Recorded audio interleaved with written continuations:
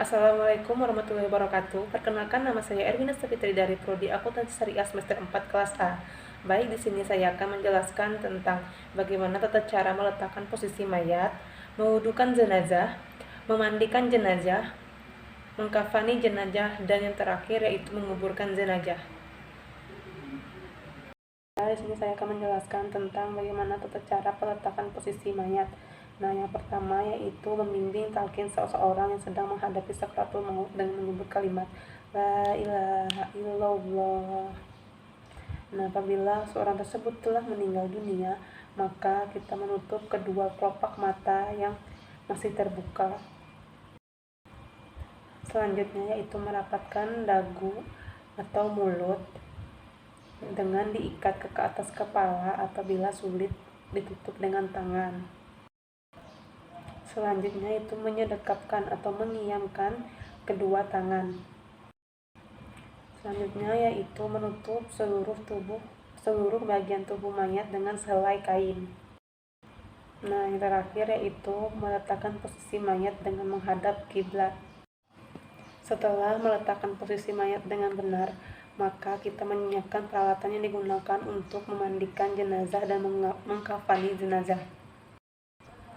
Adapun peralatan yang dibutuhkan yaitu kain kafan, gunting, kapas, kapur barus, kayu cendana, sikat gigi, sisir, sabun mandi, air bersih secukupnya, gayung cebok, ember atau baskom atau drum atau gentong, kain basahan, sarung tangan khusus, penyangga atau alas mandi mayat. Nah, biasanya di sini menggunakan batang pisang. Nah, selanjutnya itu kain penutup tubuh, handuk dan kain kering, kembang, minyak wangi khusus, jarum, benang, dan cutter. Setelah mempersiapkan semua alat tersebut, maka selanjutnya itu cara memotong kain kafan. Adapun ukuran panjang kain yaitu sepanjang tubuh mayat ditambah masing-masing 1 jengkal dari ujung kaki dan 1 jengkal dari ujung kepala. Setelah itu, membuat 5 utas tali yang diambil dari sisi kain kafan yang telah dipotong secara membujur. Nah, apabila telah menyiapkan kain kafan, maka letakkan 5 utas tali di posisi ujung kepala, bahu, pinggang, lutut, dan ujung kaki. Adapun pembagian kain kafan untuk laki-laki dan perempuan yaitu untuk laki-laki terdiri dari 3 buah kain kafan yang digunakan untuk baju dan 2 pembungkus. Sedangkan untuk perempuan terdiri dari 5 kain yang digunakan untuk kerudung, baju, bawahan, dan 2 pembungkus. Nah, adapun masing-masing dari kain tersebut ditaburi dengan kayu cendana ataupun kapur barus yang telah dihaluskan. Selanjutnya yaitu mewudukan jenazah. Adapun untuk mewudukan jenazah, membacakan niat nawaitul wudu'a li hadzihil maitati lillahi ta'ala. Selanjutnya yaitu petugas mewudui jenazah layaknya wudhu pada saat sholat, akan tetapi tidak perlu masukkan air ke dalam lubang hidung dan mulut si mayit. Akan tetapi cukup memasukkan jari yang telah dibungkus dengan kain di antara bibir si mayit, lalu menggosokkan gigi si mayit. Setelah menggosokkan gigi si mayit, lalu menggosokkan kedua lubang hidung si mayit. Selanjutnya yaitu dianjurkan untuk mencuci rambut dan jenggot si mayit. Mencuci rambut dan jenggot si mayit menggunakan daun bidara atau busa sabun. Adapun daun bidara tersebut diperas terlebih dahulu sehingga mengeluarkan air. Selanjutnya yaitu sisa perasan daun bidara tersebut diguyurkan ke seluruh tubuh si mayit. Cara memandikan jenazah. Pada saat memandikan jenazah, sebaiknya membacakan niat memandikan jenazah yaitu nawaitul ghusla ala hadzal maiti fardhulillahi ta'ala untuk mayat laki-laki, sedangkan untuk mayat perempuan yaitu nawaitul ghusla ala hadhihi maitati fardhulillahi ta'ala. Nah, selanjutnya yaitu istinja. Istinja tersebut yaitu membersihkan bagian tubuh yang terdapat kotoran. Setelah melakukan istinja, maka menyiram air ke seluruh tubuh mayat hingga merata. Selanjutnya yaitu menggosok bagian tubuh mayat dengan sabun, terutama pada lekukan-lekukan tubuh. Nah, yang terakhir yaitu menyiram air bersih ke seluruh tubuh mayat hingga dianggap bersih.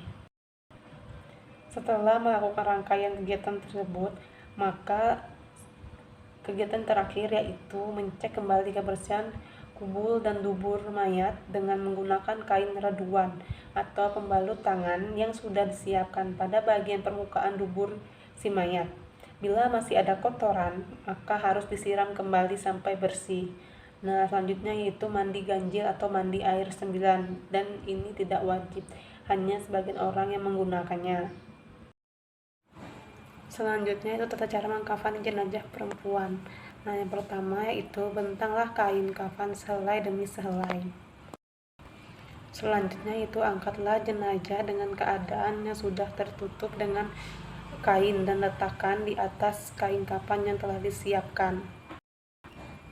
Selanjutnya itu tutuplah lubang-lubang yang memungkinkan akan mengeluarkan kotoran. Dan adapun menutup lubang-lubang tersebut dengan menggunakan kapas. Selanjutnya yaitu membungkus dengan kain yang terakhir dan dipertemukan dari ujung kiri dan ujung kanan lalu digulung ke dalam. Setelah itu, ikat dengan ikatan yang telah disediakan dan disiapkan sebelumnya. Dan ingat, untuk 5 helai kain kafan tersebut digunakan untuk yang pertama untuk bawahan, yang kedua yaitu untuk kerudung kepala, yang ketiga yaitu untuk baju kurung, yang keempat yaitu untuk menutup pinggang hingga kaki, dan terakhir yaitu untuk pinggul dan paha. Apabila proses pengkafanan selesai, maka jenazah siap untuk disolatkan. Baik, selanjutnya yaitu bagaimana tata cara penguburan jenazah. Nah, yang pertama yaitu bila tanah kuburan basah, maka dibuatkan peti. Apabila tanah kuburan itu kering, maka langsung dibuatkan liang lahat. Nah, setelah itu, pada saat memasukkan mayat ke dalam liang kubur, maka sebaiknya membacakan doa Bismillahi wa ala millati Rasulillah. Nah, posisi mayat di dalam kubur atau di dalam liang lahat itu miring. Bagian bahu sebelah kanan berada di bawah dan dihadapkan ke kiblat di dalam liang. Penimbunan lubang kubur dilakukan dengan rapat dan rapi, serta jangan lupa di atasnya diberikan nisan sebagai tanda pengenal. Nah, setelah penguburan mayat selesai, maka dilakukannya doa kepada Allah Subhanahu wa Ta'ala. Sebelumnya ada juga yang melakukan khutbah kubur atau talqin. Jika mayat dikuburkan di tanah rawa atau di laut, maka langsung saja masukkan mayat tersebut ke dalam air dan jangan lupa diberikan pemberat agar mayat tersebut tidak muncul di kemudian hari. Dan jika pada suatu kecelakaan hanya ditemukan sebagian tubuh mayat, maka yang dimandikan dan dikafani itu hanya sebagian tubuh yang ditemukan saja dan dikuburkan. Sekian materi yang dapat saya sampaikan. Apabila ada kesalahan dalam penyampaian ataupun dalam hal memberikan materi, maka saya mohon maaf. Wabillahi taufiq wal hidayah. Wassalamualaikum warahmatullahi wabarakatuh.